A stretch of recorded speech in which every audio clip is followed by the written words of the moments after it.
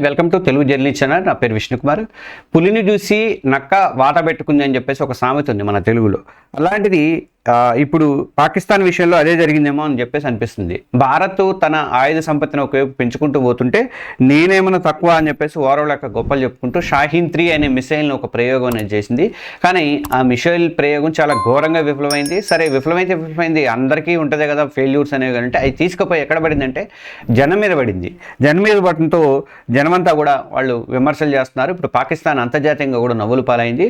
ఇటు సోషల్ మీడియాలో comedy piece అయిపోయింది. జనం ఏమో మీరు చూసుకోవాలి కదా, చూసుకోకుండా మా మీద వేస్తున్నారంటే అని చెప్పేసి వాళ్ళు అంటున్నారు. ఏంటి అసలు ఏం జరిగింది అన్నది నేను ఈ వీడియోలో చెప్తాను. మీరందరూ కూడా తెలుగు జర్నలిస్ట్ ఛానల్ని సబ్స్క్రైబ్ చేసుకోండి. ఇక ఆయుధాలు పెంచుకుంటూ పోతుంది భారత్. ఆపరేషన్ సింధూర్ తర్వాత పాకిస్తాన్ ఆపరేషన్ సింధూర్ టైంలోనే భారత్ సత్తా ఏంటనేది పాకిస్తాన్కి మాత్రమే కాదు ప్రపంచ దేశాలకు కూడా తెలిసి వచ్చింది. చైనా, పాకిస్తాన్ నుంచి వచ్చే ముప్పులను భారత్ ఇంకా సమగ్రంగా ఎదుర్కోవడానికి రాబోయే రోజుల్లో టెక్నాలజీ బాగా పెరిగిపోతుంది కాబట్టి దాన్ని అన్నింటినీ ఎదుర్కోవడానికి అని చెప్పేసి అమెరికా నుంచి మా అపాచే హెలికాప్టర్లు దిగుమతి చేసుకుంటుంది. ఆల్రెడీ వచ్చేసినాయి కూడా అవి. ఇంకా రష్యా నుంచి S-400 అంటున్నారు, 500 కూడా వస్తుందని చెప్పేసి అంటున్నారు. ఇవి కాకుండా మరికొన్ని రోజుల్లో ఇంకా డిఆర్డిఓ ద్వారా స్వదేశీ క్షిపణులు కూడా రెడీ అవుతున్నాయి. అలాగే రాఫెల్ ఫైటర్ జెట్లు వచ్చినాయి. అగ్ని, పృథ్వీ లాంటి బాలిస్టిక్ మిసైల్స్ కానీ ఇలా ప్రతిదీ కూడా భారత రక్షణ రంగం అనేది దూసుకుపోతుంది. ఈ పరిణామాలు చూసి పాకిస్తాన్లో కంగారు అనేది స్టార్ట్ అయింది. పాకిస్తాన్ షాహీన్ 3 అనేది ఒక ప్రయోగం చేసి విఫలమైపోయింది. అదేంటంటే పాకిస్తాన్ తన షాహీన్ 3 మిసైల్ను జూలై 22న ఈ నెల 22న ప్రయోగం అనేది చేసింది. ఈ మిసైల్ అణ్వాయుధాలు మోసుకెళ్లే సామర్థ్యం కలిగి 2750 కిలోమీటర్ల రేంజ్లోకి వెళ్తుంది. మీడియం రేంజ్ బాలిస్టిక్ స్ట్రిప్ని ఇది భారత్లోని లక్ష్యాలన్నింటినీ కూడా టార్గెట్లు చేంజ్ చేస్తుందని చెప్పేసి వాళ్ళు గొప్పలు చెప్పుకున్నారు. అయితే ఈ మిసైల్ పరీక్షలోనే ఘోరంగా విఫలమైంది. ఎలా అంటే గురితప్పి బలూచిస్తాన్లోని డేలా బుగ్డీ ప్రాంతంలో పేలిపోయిందట. అది జనావాసాల మీద పడిపోయిందట. ఈ క్షిపణి శిథిలాలనే జనావేశాల మీద పడటంతో జనము అక్కడ బయటికి పరుగులు తీయాల్సి వచ్చింది.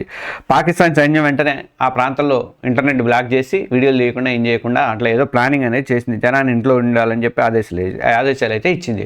అయితే అంతర్జాతీయంగా విమర్శలు వచ్చినాయి, స్థానికుల ఆగ్రహం వచ్చింది. ఎంత ఇంటర్నెట్ బంద్ పెట్టినా కానీ ఆ వీడియోలు అనేవి సోషల్ మీడియాలో మాత్రం వైరల్ అవ్వకుండా వచ్చినాయి. షాహీన్ 3 విఫలమవడంతో పాకిస్తాన్ అంతర్జాతీయంగా చాలా దెబ్బతింది. అంతర్జాతీయ మీడియా ముందు నవ్వుల పాలైతే అయింది.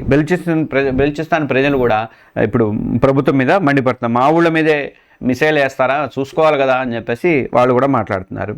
అయితే అంతేతైతే మీడియా కూడా పాకిస్తాన్ టెక్నాలజీలో ఉన్న లోపాలను ఇప్పుడు బయటపెడుతుంది. రక్షణ వ్యవస్థలో బలహీనతల మీద స్టోరీలు అనేవి ప్రసారం చేస్తుంది. అటు ప్రింట్ మీడియాలో కూడా అంతర్జాతీయ మీడియాలో, ఇంటర్నేషనల్ మీడియాలో పబ్లిష్ అవుతున్నాయి. కొన్ని రిపోర్టుల ప్రకారం ఈ మిసైల్కి సంబంధించినటువంటి టెక్నికల్ ప్రాబ్లమ్స్ కానీ అలాగే సరైన పరీక్షా సౌకర్యాలు కానీ లేకపోవడం వల్లే విఫలమైనట్టుగా అంతర్జాతీయ విశ్లేషకులు అయితే చెప్తున్నారు. ఇక భారత్ నెటిజన్ల నుంచి దారుణమైన ట్రోలింగ్ ఎదురవుతుంది. ఊరుకుంటారా, ఇట్లాంటి సంఘటనలు యూజ్ చేసుకుంటారు కదా వాళ్ళు. ఈ ఇన్సిడెంట్ చూసి సోషల్ మీడియాలో ట్రోల్ చేయడం ప్రారంభించారు. పులిని చూసి నక్క వాత పెట్టుకున్నట్టుగా అయిందని కొంతమంది చేస్తే భారత రక్షణ వ్యవస్థని బలోపేతం చేస్తుంటే పాకిస్తాన్ ఇలా ఫెయిల్యూర్తో అంతర్జాతీయంగా చులకనని చెప్పేసి కొంతమంది అన్న నెటిజన్లు. అలాగే ఇంకొంతమంది ఏంటంటే మిసైల్ పరీక్షలు చేసే ముందు సరైన టెక్నాలజీ ఉందో లేదో కూడా చూసుకోవాలి కదా అనుకుంటూ కామెంట్ చేస్తున్నారు. నిజంగా చెప్పాలంటే పాకిస్తాన్ చాలా ఆర్థిక సంక్షోభంలో ఉంది.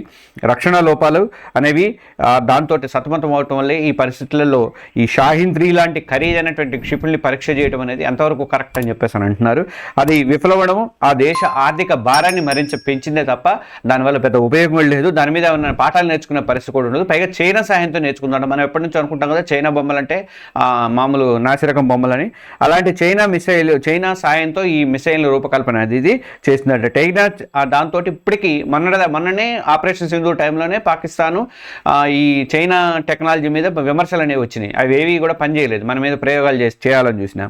ఇప్పుడు ఈ షాహీన్ విషయంలో కూడా అది నిరూపణ అయింది. దాంతో చైనా టెక్నాలజీ మీద విమర్శలు అనేవి స్టార్ట్ అయినాయి అనమాట. పాకిస్తాన్లోని రక్షణ వ్యవస్థలో ఉన్నటువంటి లోపాలను కూడా ఇది బయటపెట్టింది. భారత్తో పోటీ పడాలంటే ముందు టెక్నాలజీని పెంచుకోవాలి. అంతకంటే ముఖ్యంగా ఆర్థికంగా స్థిరపడాలి. ఎందుకంటే వీళ్ళు అప్పుడు ఆర్థికంగా అప్పులు చేసి లేకపోతే అడుక్కునే పరిస్థితుల్లో బయట దేశం ఇస్తేనే బతికే పరిస్థితులు ఉంటే అటు రేపొద్దున ఇంకా ఈ టెక్నాలజీలు ఇవన్నీ ఎక్కడి నుంచి తీసుకొస్తారు, ఏం చేస్తారు, చైనా నమ్ముకుంటే ఇప్పుడు అర్థమవుతూనే ఉంది కదా. ఈ సంఘటన అయితే మరోసారి పాకిస్తాన్ యొక్క వైఫల్యాన్ని నిరూపణ అయితే చేసింది. ఈ వీడియో నచ్చితే మీరు కంపల్సరీగా లైక్ చేయండి. అలాగే మన తెలుగు జర్నలిస్ట్ ఛానల్ని సబ్స్క్రైబ్ చేసుకోండి. Thank you.